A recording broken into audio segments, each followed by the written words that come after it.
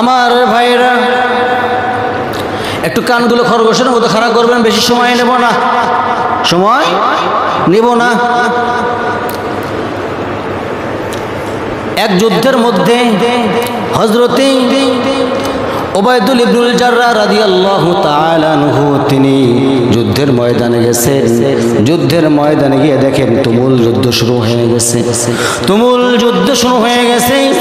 এক পর্যায়ে যুদ্ধ করতে করতে দেখতেছেন উবাইদুল ইবনুল জাররাহ রাদিয়াল্লাহু আনহু, উবাইদা দেখতেছেন নিজের পিতাকে দেখতেছেন যুদ্ধের ময়দানে আল্লাহর বিরুদ্ধে যুদ্ধ করতে আসছে। বিশ্ব নবী মুহাম্মদ সাল্লাল্লাহু আলাইহি ওয়াসাল্লামের বিরুদ্ধে যুদ্ধ করতে আসছে।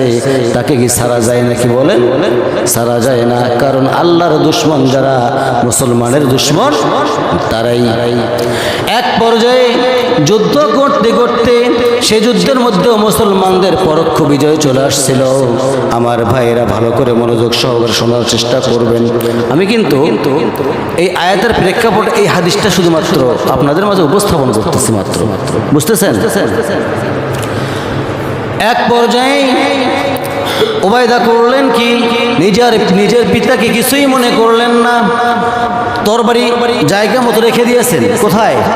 যেখানে রাখার দরকার সেখানেই রেখে দিয়েছেন। রেখে দেওয়ার পরে উবাইদুল ইবনুল জাররাহ রাদিয়াল্লাহু আনহু তিনি করলেন কি, তরবারি কোষ মাখা তরবারি কোষমুক্ত করলেন। কি করলেন? কোষমুক্ত করলেন। বাপের গর্দান যেতে দিবে মারে। এমন সময় চিন্তা করতেছেন, আমার জন্ম দেওয়া পিতা অন্য কেউ তো আর নয়, আমি আমার জন্ম দেওয়া পিতার গর্দানে কেমনে আঘাত করি। এই চিন্তা যখন উবাইদার মাথায় চলে আসছে, সঙ্গে সঙ্গে উবাইদা করলেন কি, কোষমুক্ত তরবারি কোষ মাখা করে সরাসরি আবার ঢোকায়া দিলেন জায়গা মতন। যেখানে তরবারি রাখার জায়গা সেখানেই ঢোকায়া দিলেন। এমন সময় ঢোকাইয়া দেওয়ার পরে তরবারি রাখার পরে চিন্তা করতেছেন, আমি যে তরবারি রেখে দিলাম নিজের পিতা মনে করে, এই পিতা তো আমার রাসূলের বিরুদ্ধে, আল্লাহর বিরুদ্ধে চলে আসছে যুদ্ধের ময়দানে।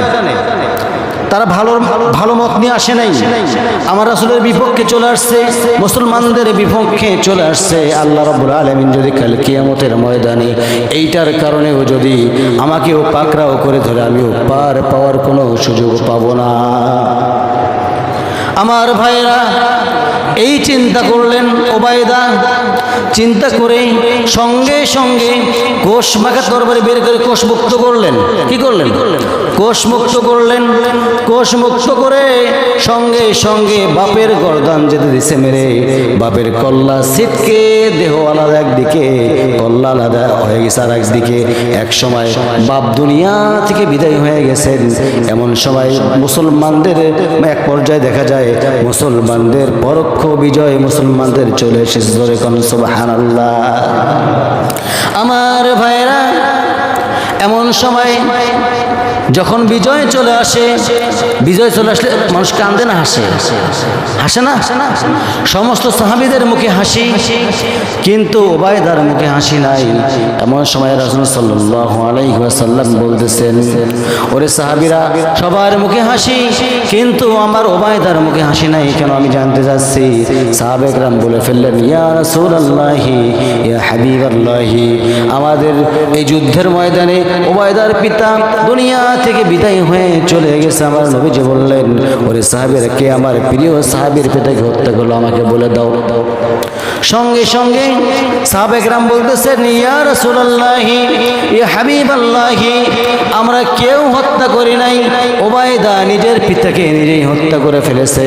কারণ উবাইদার পিতা আল্লাহর বিরুদ্ধে যুদ্ধ করার জন্য আসছিল এবং রাসূলের বিরুদ্ধে যুদ্ধ করার জন্য আসছিল। এই জন্য উবাইদা নিজের মেন্টালিকে ঠিক করতে পারে নাই, নিজের পিতাকে নিজেই হত্যা করে ফেলেছে। যেরকম সুবহানাল্লাহ।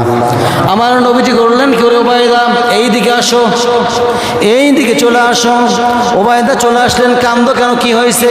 হুজুর, আমার জানি কেমন টেনশন হচ্ছে। কি টেনশন হয়েছে তোমার, বলো, আমাকে খুলে বলো। সঙ্গে সঙ্গে উবাইদা বলতেছেন, ইয়া রাসূলুল্লাহি, ইয়া হাবিবাল্লাহি, আমার একটাই টেনশন হচ্ছে, জন্ম দেওয়া পিতা আমার, তাকে আমি দুনিয়াতে বিদায় করলাম। আল্লাহ রাব্বুল আলামিন যদি আমাকে মাফ না করে কেমন হয়ে যাবে কাল কিয়ামতের ময়দানে।